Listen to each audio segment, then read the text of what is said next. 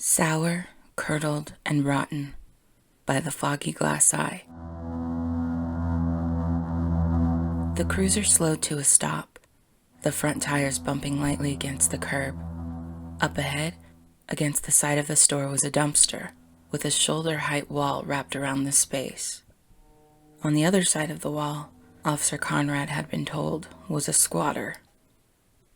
According to the store's manager, the homeless loiterer refused to leave the area even after the unarmed security officer informed the vagrant that weekend that they were officially trespassed from the property. Conrad stepped out, took one breath, and nearly fell back into the driver's seat. They'd warned him that a powerful smell was coming from behind the dumpster, but he brushed it off. That's what you get for not listening to dispatch, Conrad told himself, shaking his head. This smell, however, was powerful. The air was sour, curdled, and rotten. It reminded Conrad of when his little sister hid an egg inside an empty jewelry box one Easter, a box that held the festering miasma until it was discovered by Conrad in May.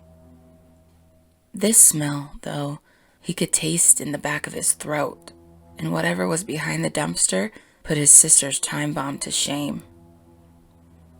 Conrad pulled his face mask up, thought about it, and retrieved a second mask from his console. 2 filters are better than 1, he considered, taking a step towards a wall that surrounded the dumpster. As he approached the corner, the smell began to sting Conrad's eyes. "Portland Police Bureau," he called out, resting one hand on the handle of his service weapon.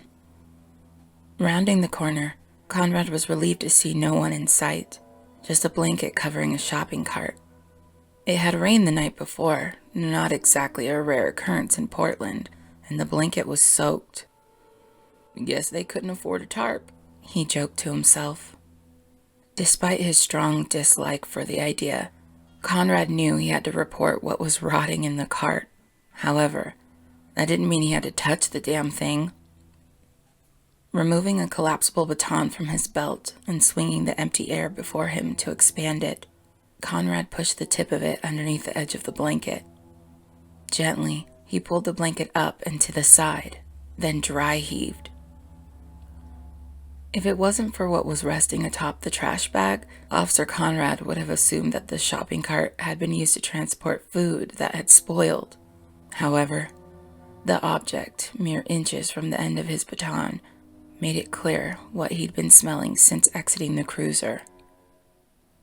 A severed hand, palm up, pointed towards him with one extended, shriveled finger. The skin was a blotchy, reddish black. An eyeball had been left in the palm of the rotting hand, and after days of neglect, it had begun to decay as well. Like a deflating basketball, the eye had begun to collapse within itself. But somehow, Conrad could have sworn that it was staring up at him.